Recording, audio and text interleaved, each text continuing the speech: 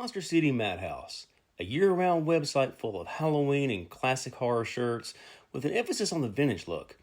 Use code SAVE10 for 10% off your order. MonsterCityMadhouse.com. Free shipping and financing's available. Welcome back to Southern Ghost Stories. I am your host, the American Haunt Historian, Alan Searcy. You got a big show lined up today. I'm glad you guys are with me. Before we get into everything, check out some of the new books. Hexed, about a voodoo doctor from the 1940s in Knoxville, Tennessee. It's bananas, the shenanigans in Knoxville back in the 40s. Also, Below the Trestle, the Pope Lit Goat Monster up in Louisville. Got a really fun book about that. Came out back in October. Hey, the books, they make great stocking stuffers. Fun Christmas presents. Fun for the whole family. So also, if you're enjoying the show, leave a review. Go to Apple Podcasts, Spotify, wherever you're finding the show, please leave a review. It's so helpful, and I appreciate all you guys so much. Also, I got something coming up in the works. Not ready to announce it just yet, but there's something coming up here I'm really excited about, and stay tuned for more details. So I guess we'll just jump right into things. So I was talking about the Boston witch trial, Goody Glover, I guess it was last week, and it really got me kind of spurred on the Salem witch trials. I mean, you guys know back 1692, just all kinds of mayhem in Salem, Massachusetts. But yeah, so in 1692, they called her the Queen of Hell. Today, we know her as one of the strongest, most unbreakable voices in the entire Salem witch trials, Martha Carrier. So, early 1692, Salem Village, it's now Danvers, Massachusetts. There are these girls, Betty Paris, Abigail Williams, and later Ann Putnam Jr. They began screaming, convulsing, contorting, and they were claiming these invisible tormentors were just clawing at them and making their life miserable. They brought in doctors. The doctors said, hey, no natural explanation. I'm not sure what's going on. So the only cause that was acceptable to the Puritans there in Salem, it had to be witchcraft, right? So there were early accusations against Tituba, Sarah Good, Sarah Osborne. Tituba's confession, it really fueled the hysteria. She named several others. Well, the Puritans, they're very simple people, very primitive with their beliefs, also very fervent with their beliefs. The devil, they believe, walked among them. And the wilderness there, this is back when Native American attacks were commonplace. So there's a lot of evil out there in the woods, and the wilderness, according to them, it was Satan's playground. So any misfortune might be an evidence of witchcraft. Your crops dying, someone getting sick, the Native Americans attacking. So in this time, Salem, it was already fractured. There were land disputes, church fights, economic tension, the natives, I said, and, just looming war presence where the natives could attack at any time. Everybody's on edge. Well, once the confessors started naming names, the hysteria, it didn't really just spread, it compounded. One person would accuse someone, that person would accuse others. And at this time, it was called spectral evidence. And it was accepted in the courts there. So spectral evidence is saying, if one of these young ladies who was being tormented by one of the accused witches, she would say, oh, well, so-and-so appeared to be my dream. So physically, they would not be there, but they could say, you could go to court and say, I had a bad dream, and say you saw one of the ladies in your dream and caused you to lose sleep. And that's pretty much what spectral evidence was. The ladies were not there, so spectral evidence, that's what it was called. Well, by summer 1692, the panic, it wasn't just confined to Salem.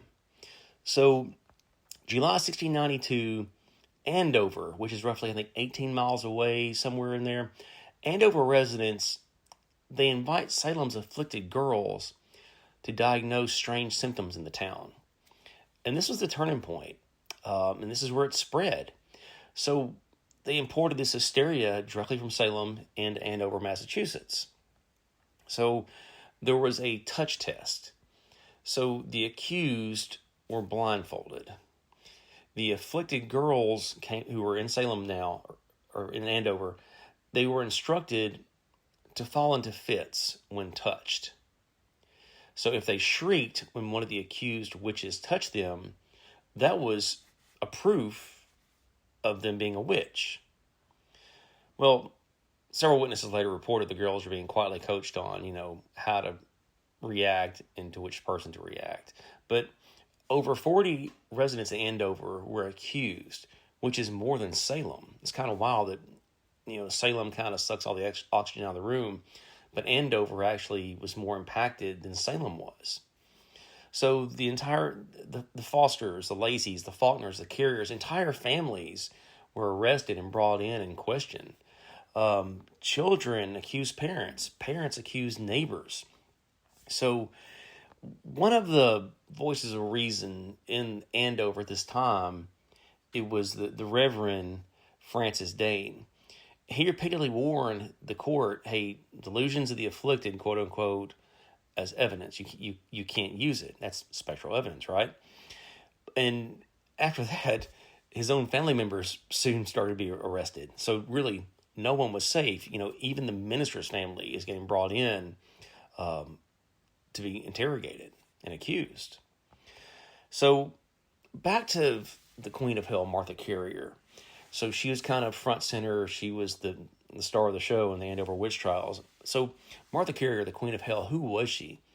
Well, she was born in Billerica in 1643. She moved to Andover with her husband, Thomas Carrier, and their children. So this is where it gets kind of fun for me.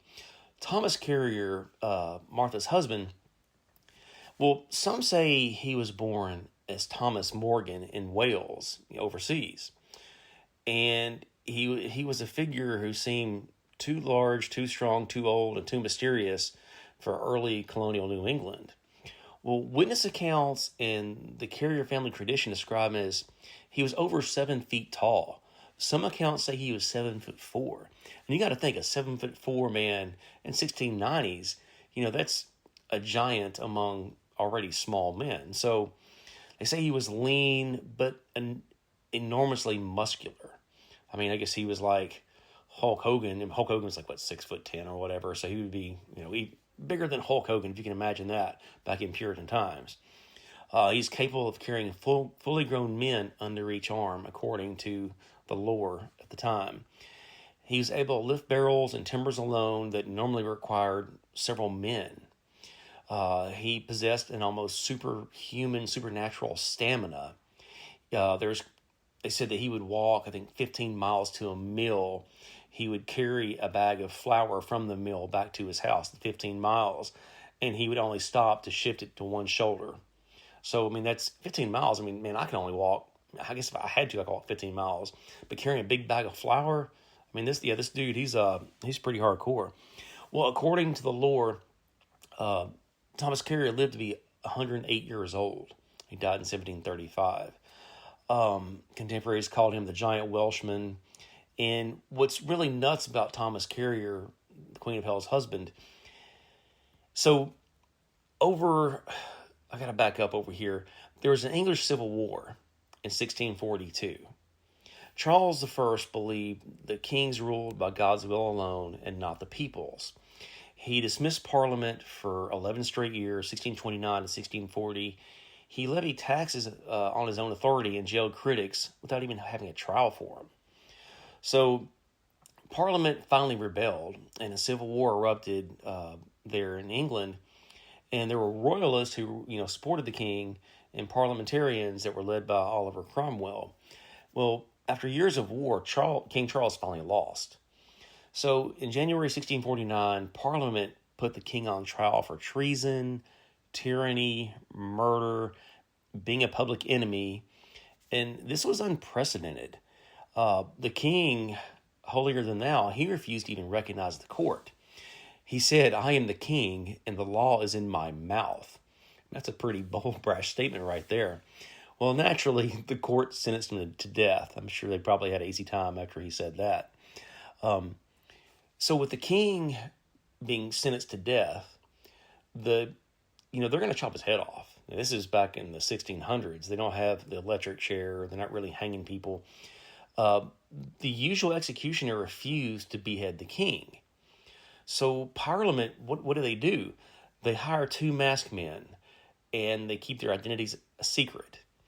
And these two men were said to be extraordinarily strong because Charles's neck was really thick, and the blow, it had to be flush, and the aim had to be there. It had to be at least one clean swipe to behead the king. So family stories, colonial whispers, and later historical speculation all pointed to one name, one man, Thomas Morgan, who later became Thomas Carrier when he came over to the colonies. He was one of the two mass headsmen by all accounts. The rumor followed him for decades into New England, and he was actually one of Cromwell's personal guard assigned to the execution detail. His Wales origin kind of matched they called him regicide soldiers, or regicide is a person who kills the king. His height and strength, he kind of matched that as well.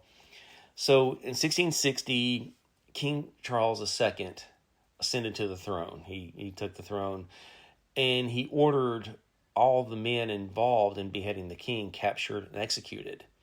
The hunt was brutal. People fled to France, Switzerland, to the colonies over here in America. So Thomas shows up in Massachusetts around 1665 using the new last name Carrier. So he went into hiding over here because he knew they were hunting him down over in England. So, yeah, Thomas Carrier, he was a pretty bad dude, lived to be over 108 years old. So as this is going on, 1690, there's a smallpox epidemic that hits Andover. So the Carrier family is blamed. They just moved to town. They lived in another town. They came over here to Andover, and they say that Martha brought the plague. Martha Carrier brought the plague, Thomas's wife. So this kind of set the stage for her downfall. In May 1692, Salem's afflicted girls, when they were brought there to Andover, they pointed to Martha as being a witch. But it didn't really help her case because her neighbors were accusing of smallpox. They said that when cattle died, it was her fault. She tormented families. She used witchcraft to spread disease there in town. That's why the smallpox epidemic was breaking out. But the thing, she kind of sealed her own fate. Not necessarily. She was outspoken. She was brash. And back then, women were supposed to be submissive and quiet. You only speak when spoken to. But Martha, she was a pretty brash woman, and that kind of made her stand out, especially when all these accusations and all this wild stuff's going on in Andover. Martha's own sister, Ann Foster, accused her of being a witch when she was being interrogated. But a lot of that stuff, you got to think, though, if you're being brought in, you want to flip on somebody and they're really pressing you. Okay, it's my sister. It's not me. So Ann's sister flipped on her sister, and Martha, she's drug in, and that's why she's accused. But Ann confessed to witchcraft and said Martha made her do it. Her daughter, Mary Lacey, also confessed and repeated the accusation. But, these women were tortured, sleep-deprived, and threatened until they named Martha. Well, what's really wild is 4 of her children were brought in to jail there. Richard, who was 18, Andrew, who was 15, Thomas, who was 10, Sarah, who was 7. They were placed in irons and tortured using methods typical of the Salem and Andover interrogations. So they used sleep deprivation. You went days without being able to sleep. They were isolated in freezing conditions. You got to think there in the wintertime, Salem's cold, but if they leave the doors open or something at night, there's no fire, you're going to say whatever they want you to say to get you out of there. Those freezing conditions were used to break their will. Interrogation until exhaustion. Threats of execution. They would threaten to kill them if they didn't name a witch. They were tortured by being bound and hung by their heels until they confessed. John Proctor, who was named in the Salem witch trials, he witnessed them torturing Richard and Andrew, Martha's 2 oldest sons. And he reported that the children were hung by their heels until quote unquote, the blood was ready to come out of their noses. Also, they were hung there until they said what the interrogators wanted to hear, which was their mother is a witch. And after they were hung up by their heels, You got to think, for it blood to come out your nose, being hung by your heels, you're there for hours at a time, being hung by your heels. The blood's rushing to your head. You got to be disoriented. It's got to be just awful, awful torture. After days of torment, the boys finally said what the interrogators wanted. Their mother made them sign the devil's book. And that was a thing. The Puritans were big on contracts, and the devil walked among them. The devil would make you sign his book. You had to sign your name in his book that you were part of him, you were in league with him. They also testified that she forced them to attend witch meetings. And it was kind of funny now. It was not funny then. She transferred them into animals or specters. I mean, how would you even do that? That's ridiculous. But these statements, they were coerced, and they were devastating. So Martha, she was brought before the court of Oyer and Terminer, August 1692. The afflicted girls writhed and shrieked anytime Martha glanced at them. When confronted with the charges, Martha famously said, "It is false, and I am wronged." I mean, she looked right at the girls who were accusing her, the ones who, the touch test, they started shrieking and writhing in pain. She looked in the eye and said, "You lie. I am wronged by these liars." When the afflicted girls fell into fits in court, she snapped, "It is the devil who makes you say this." But Cotton Mather, he was kind of one of the main guys. He was the minister there in Salem. He called Martha a rampant hag, the queen of hell, and one of the most forward and imprudent witches in the entire country. So Cotton Mather is the guy who named her the queen of hell, and it kind of stuck. I mean, you got to admit that's kind of a gnarly nickname for an accused witch. But, her boldness shocked the courtroom. Spectators whispered that her refusal to break was proof she was in league with Satan. Well, that day, August 19, 1692, it was one of the most dramatic and heavily attended execution days of the entire Salem witch panic, when she was going to be hanged by the neck. And I want to throw this out there. A lot of folks say, "Oh, they were burning witches." Salem did not burn witches. Andover did not burn witches. The people from Andover came to Salem for the court of Oyer and Terminer. The burning of witches things comes from England. That was something they did, I think, in the 1600s, but it wasn't applicable to Salem. Salem, they were hanging them, not burning. Well, I've mentioned this in other podcasts, other shows. Executions, they drew very large crowds. Like I've told you guys, in the 1800s, they would sell roasted corn. They would sell apples. It was a thing. It was like going to the fair. Well, when Martha Carrier is hanged on August 19, 1692, thousands of people descended on the execution site. And there were estimates from 3,000 to 5,000 people descended upon Salem that day. And it's nearly twice the population of Salem itself, which is only around 1,500. They say people came from Boston, Ipswich, Newbury, Andover, Marblehead, Charlestown, and then smaller outlying farms. It's nuts. 5,000 people, 3 times the population of Salem, coming to witness this grim spectacle where they're going to hang this innocent woman for witchcraft. And word had spread that the hanging would feature several of the most notorious witches yet. It wasn't just Martha that day. John Proctor, George Jacob Sr., John Willard, and the star of the show, Reverend George Burroughs. That's right, they were hanging ministers for witchcraft. And he had been the former minister of Salem Village several years earlier. So that day, the condemned prisoners were taken from jail and marched on foot or carried by cart to Gallows Hill. It's the rocky high ground there on the outskirts of town. So spectators lined every pathway. Children climbed trees just to, catch a view of this. Vendors sold ale, like I mentioned. They were selling apples. Horses clogged the road. People whispered prayers, shouted insults, cried, or just watched silently. The hangings were to be a public spectacle. But this one, it kind of felt different. There were too many respected people that had been accused. Too many rumors were circulating. Too many confessions were beginning to kind of unravel. So I mentioned George Burroughs. George Burroughs was the former minister. John Proctor, he was an outspoken but respected farmer.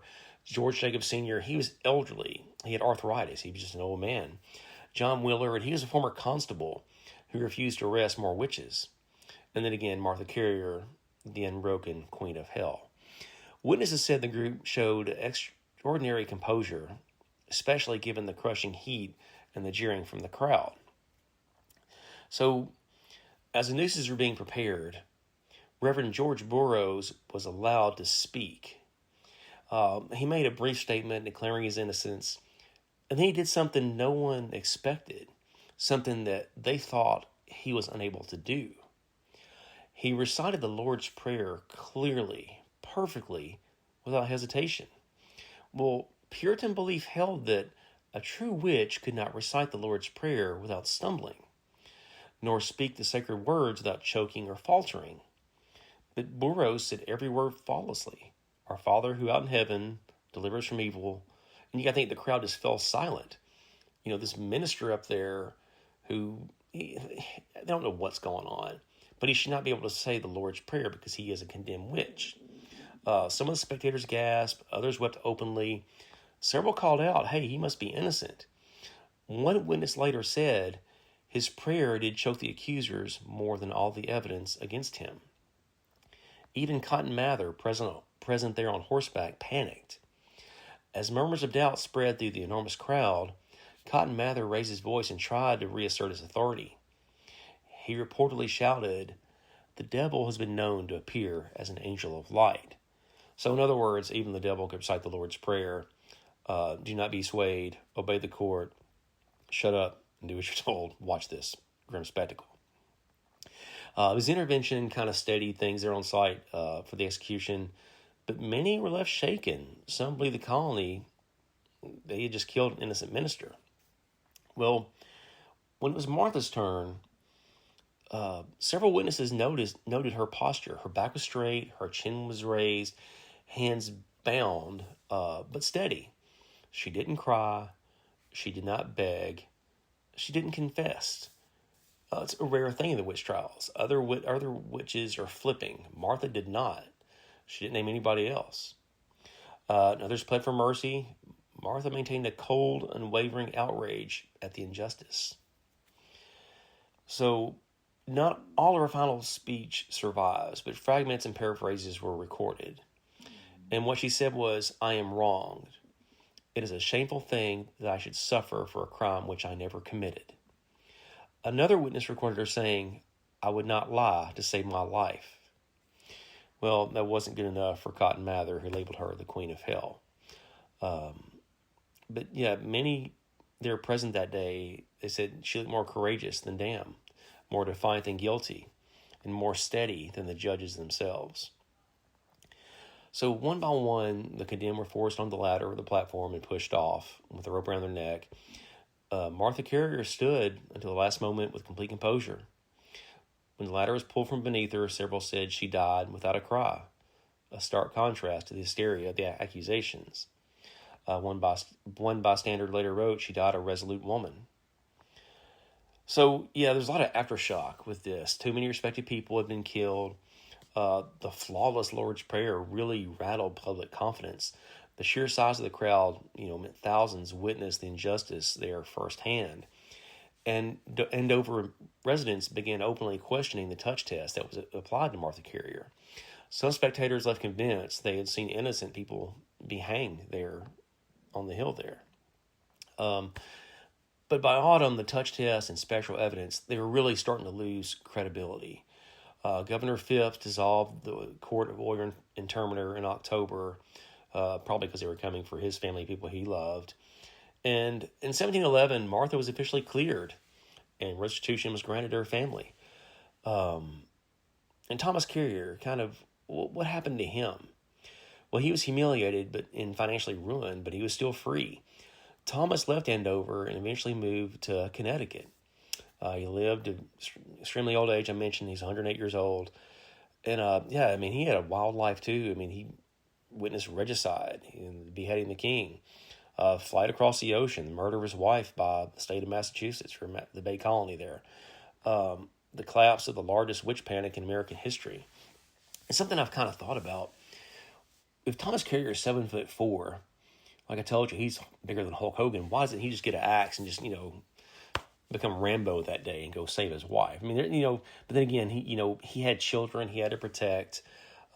His other children were kept in jail. They had one child that was younger that was not accused. So I'm guessing he probably just chose to just bite his tongue for the sake of his one young daughter, who was his duty to protect and make sure she was okay, because, the mother's gone now. So yeah, he moved his children away to Connecticut and lived to be over 108 years old. And closing things down, man, Martha Carrier, she remained one of the most striking figures in 1692. A woman who refused to bend, she refused to lie, and she refused to save herself at the cost of others, unlike many in Salem and Andover at the time, who were giving up family members and loved ones and people in the village there. Well, Salem gave her the title Queen of Hell, but history gave her a different one. A woman of iron will with an age of terror. An age of terror, sorry. So, yeah, if you're listening to this, please leave us a review, Spotify, Apple Podcasts, wherever you listen, man. The new books, Hexed. I'm telling you, man, 1940s Voodoo Doctor, you can't top that. Fits great in a stocking. Below the Trestle, that's a whole lot of fun from Louisville, Kentucky. The Pope Lick Monster. Really wild story there. And it's based off a cryptid legend that's been going on in Louisville since, I guess, the early 20th century. You go up to Louisville, the Pope Lick area, there's a train trestle. And people swear there's a creature up there that just throws folks off. And he's killed several people. There's also been kids that climb up that bridge and just fall to their death looking for the monster. So, yeah. And don't forget, MonsterCityMadhouse.com. Every day's Halloween. They specialize in premium Halloween and classic horror shirts with a vintage look. Use code SAVE10 for 10% off your order. MonsterCityMadhouse.com. Free shipping and financing is available. And be sure to come back next week. I got some really fun stuff. I got some more questions from readers I'm going to get into. And, hey, follow me on Facebook. Southern Ghost Stories. We're on Facebook. We're on Instagram.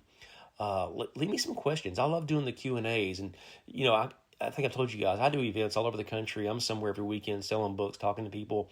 And I get asked stuff all the time. And it's fun. And I make notes what people ask me at the shows. But send me something on Facebook, Instagram. I want to be able to talk to you guys and answer your questions. And I have a lot of fun doing that.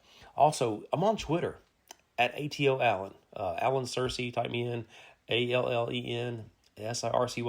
Follow me on Twitter. I've been dropping ghost stories, true crime, urban legends, man, pretty much every day, sometimes several times a day. Just wild stuff I find. I've got stuff, just the other day I was talking about other witch trials around the country. I've been posting about monsters, cryptids, ghost stories, all over the country, stuff in Connecticut, Mississippi, I've been reading about lately. So, yeah, stick with me. Check me on Twitter, Alan Searcy, at ATO Allen. Ghost stories every day. And I appreciate you guys, and I'll see you real soon.